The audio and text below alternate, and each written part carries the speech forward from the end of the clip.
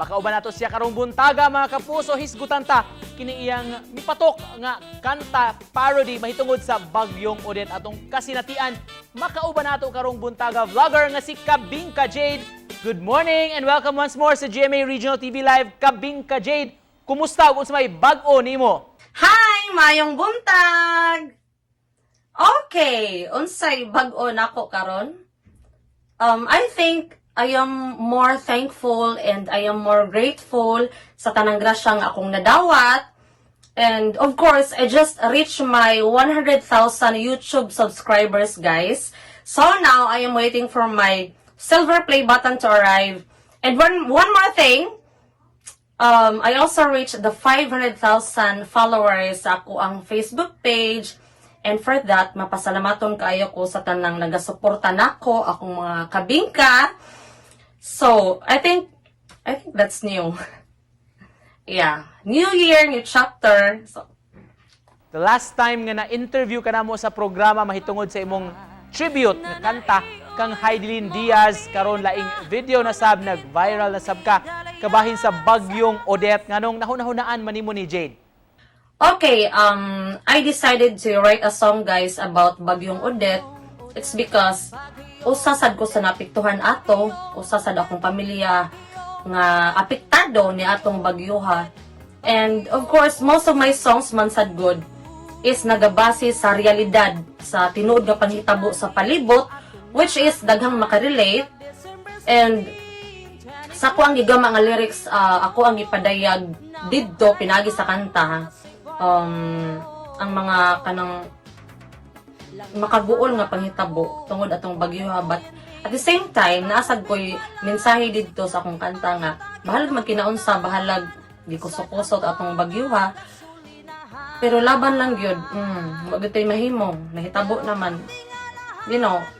At the same time ako to siyang gigama pod kay at least bisag nangaguol mo diha or nangaguol ta dire, at least kanang murag makasmile sa gihapon ug mga kanay kanang murag inspirational song kanang pinagi sa akong kanta, malingaw sad mo diha bisag nangalang ka na to nga atok ng taon ani, at least makapakatawa sa gihapon ko ninyo in my own little way, of course through that song. So, usa sa gatukbod na ko nga i-release po ning kantaha. At first dili ako ganahan nga naglibog ko unsay-unsay i-lyrics ba kay this is a very sensitive topic manggod nga buhatag kanta. But you know, ako na lang bisag nawagtang ko paglaom, bisag usa ko sa nawagtang ka paglaom, ako lang gi-divert ang akong hunahuna or akong pagkalugmok into writing a song nga bisag nagkaing-ani na ta or nagkaing-ani na ko or atong kahimtang natong tanan, patas tanan, there's still a room for, you know, happiness. And I want to give you guys happiness through my song. Bisag natay pangunahon na ganahan ko makasmile hapon mo, so usa na siya sa nakapatukbod nako nga i-release ng kantaha. And I didn't know nga mag-viral siya. I think 3 days, 1 day pa lang is 1 million views, then after 2 days 2 million views, then 3 days 2.5 million views, and right now I don't know pila na ako sa i-check. But mo na siya kung ganoon na lang kanang ipaagi na natog kanang lingaw-lingaw, katawa-katawa ana. But for me, in my little way gani, in my own way, it's through singing or through composing song. Jade, nganong nakaingon man ka nga isog ang kitang mga bisdak? Makaingon jud ko nga isog ni mga Bisaya or mga gahi or mga palaban ang mga Bisaya or ang mga bisdak. It's because me myself makaingon sa ko nga gahi jud nun ko, pero I don't know if tanan ba yung ana, but mostly manggod palaban jud, mga isog jud tang mga bisdak, proven and tested na siya. And of course palaban or isog or gahi in a way nga bisag unsang problema ang ihapak diri nato or ibundak diri nato nga mga sugbuanon, lumalaban jud gihapon kay ta. And you know, mga isog jud ni mga Bisaya, mga palaban kay wa jud ta nang itag presidente. Ang gikagugda na ginato is ang signal, ang mga ATM, ang mga hotel fully booked. Pati yung isog. So, mga to siya, laban. Gawas sa kaisog, unsa pa yung mga characteristics, Jade, natong mga Bisayang dako, mga bisdak nga nakapalahi sa uban? Okay, another characteristic sa mga Bisaya, aside from isog, aside from gahi, or aside from palaban, I think, mga Bisaya, I think number one mga Bisaya kay mga mainantuson. Mainantuson in a way nga, sa ako experience lang pertig yun akong hakot og tubig atong hitabo kay kining way tubig lagi kay way agas pod. Ultimo mainom wa sa mi kapangandam kay kani wa ta magtuo ngay ato di ka grabe ang bagyong Odette. So 7 ka galon nga tubig akong gihakot. Galon nga kanang giho sa dispenser kanang blue kanang dako o kana siya.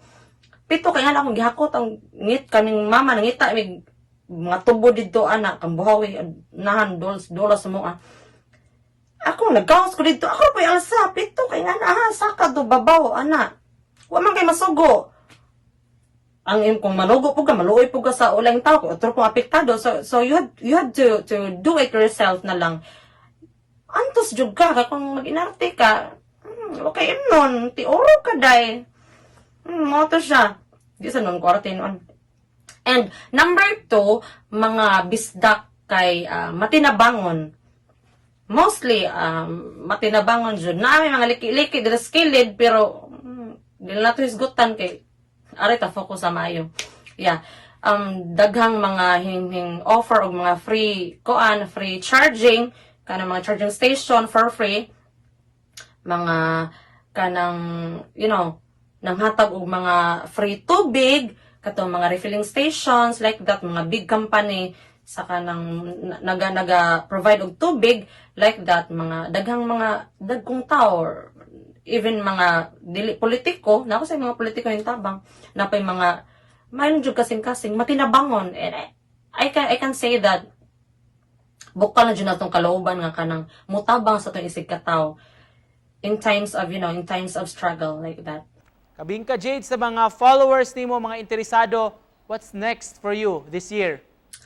Okay, what's next for me this year? I can't predict future, but chill ra kay ko pagkatao, wa ko magdali, and usara jud masulti ana, kuan lang, come what may.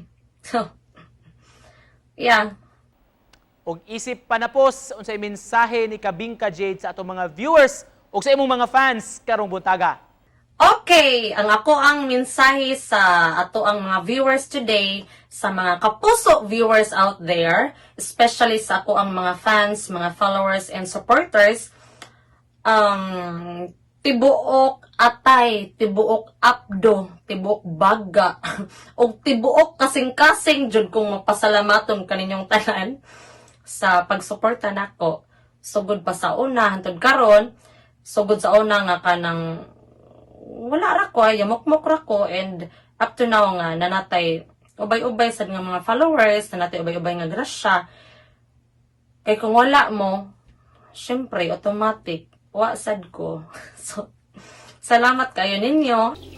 Alright, salamat sa pag-uban kanamo karong buntaga o pagpaambit, of course, sa imong talento pinaagi sa imong mga parodies. Mga kapuso, vlogger gikan sa Balamban, si Kabingka Jade. Salamat! Daghang salamat ninyo.